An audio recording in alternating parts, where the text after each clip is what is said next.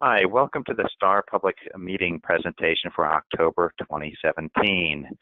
I want to start off by saying, what is the STAR initiative? It's a system-wide transit analysis and reassessment process, where we take a look at both the strengths and the opportunities for existing Long Beach transit services, and we take a look at what the opportunities are for the existing as well as the future transportation market within the Long Beach transit service area.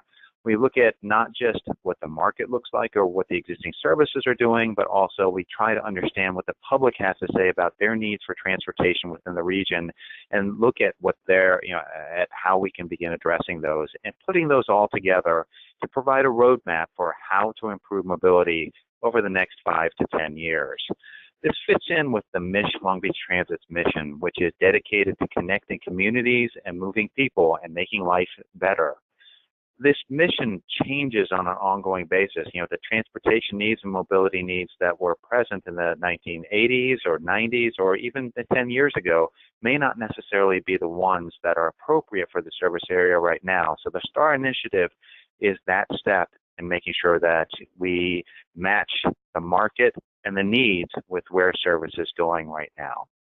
Some of the principles of the STAR process that were developed in conjunction with Long Beach Transit staff include to simplify service, operate buses more often and over longer hours, improve the bus stops, what types of amenities are available at each one of the bus stops, begin looking at better regional connections, both longer distances as well as to some of the partner agencies surrounding Long Beach Transit, as well as to reduce the duplication of service on major corridors throughout the area. The inputs to the STAR process included a in-depth assessment of each one of the routes, looking at the ridership by stop, by route, by trip for every trip operated by Long Beach Transit, and also included public input. We had thousands of responses, from people going to community events, public meetings, online surveys, and stakeholder interviews. So we get a good feel for what some of the unmet needs are and what some of the priorities for investments for transportation and transit in particular are within the region. We also looked at what the existing patterns were, where the jobs, where the neighborhoods, and where the people lived, what it looks like today, as well as what it might look like tomorrow, and where those people were traveling to and from, to get us a better understanding of what some of the unmet travel needs were within the region, and put it together. And it said, does Long Beach Transit meet those needs right now, and what can we do to begin meeting those needs? We developed 3 different alternatives to say, here's different ways we can begin looking at meeting those needs. And I want to be clear, none of these alternatives is final. These are alternatives. They are not a commitment to make a change in any way, shape, or form. And the earliest that any changes as a result of the STAR process could occur is by late 2018. We have 3 different themes for alternatives: the frequent transit network, which is a more efficient network and a focus on primary corridors; a circulator network, which is a more efficient network and a focus on small bus and circulators that serve lower density areas or areas that just don't have as many folks living there; and also a regional transit network, which is a more efficient network and a focus on adding regional service to job and activity centers further away. As an illustration for what some of these changes might bring, there's a couple of frequency maps, and this is the existing weekday frequency that shows hourly service in blue, all-day service that is between 16 and 30 minutes in green, and then also 15-minute service or better in red. And the 2 different alternatives that are not the regional alternatives, the frequent transit network shows a dramatic increase in the number of high-frequency services and high-frequency corridors, or where service is operated every 15 minutes or better. And also, likewise, the circulator transit network frequency map shows a significant amount of improvements over what is operated today as well.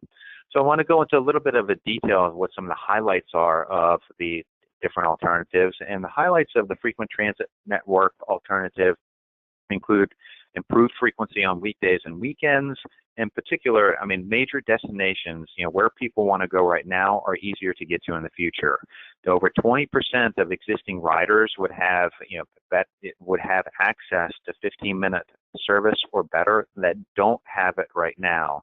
And weekend service would be improved as well. This was one of the key things we heard as our public outreach process. Some routes would operate longer, and some routes would have less duplicating service or less overlapping service on major corridors right now.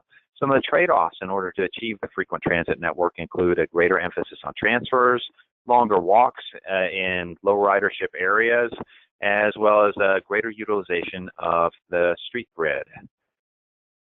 And this is a schematic of the draft frequent transit network alternative. One of the things we'd like you to take a look at is a draft survey that's associated with this to help us understand, are some of the specific route level improvements or system level improvements that you've seen as a part of this alternative, do they meet your needs, and are they indeed the appropriate trade-offs to enhance mobility in Long Beach Transit? Some of the highlights of the Circulator transit network alternative include a major improved frequency on weekdays.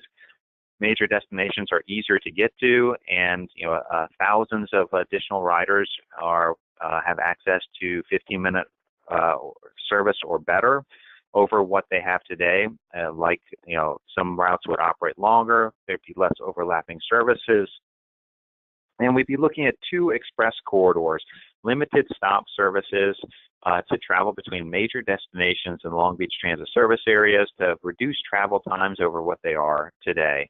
We'd also be looking at a new concept which includes smaller vehicles in some of the low ridership areas to better match demand and vehicle types with the amount of riders that are located there.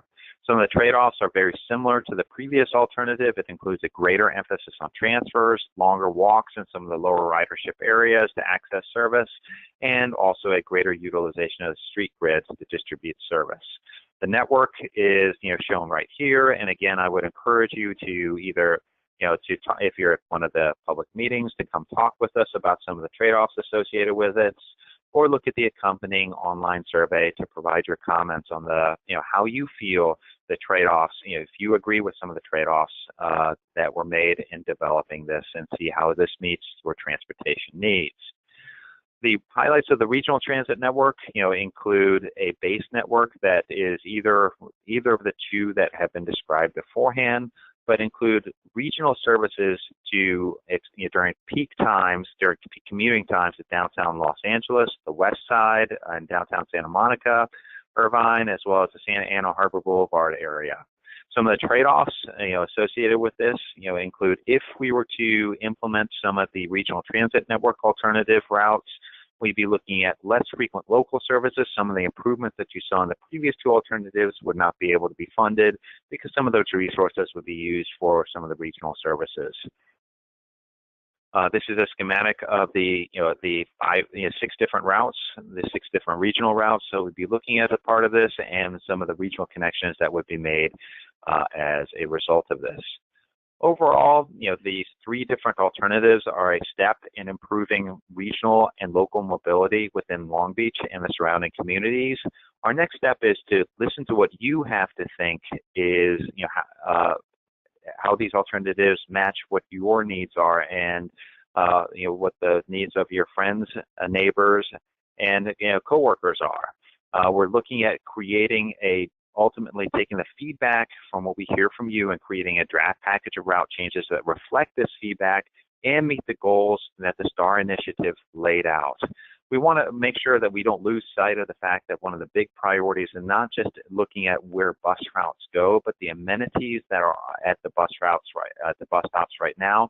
So ultimately, this plan, once we finalize, looking at finalizing whatever alternative and whatever improvements on a route level we look at, we are also looking at improving bus stops.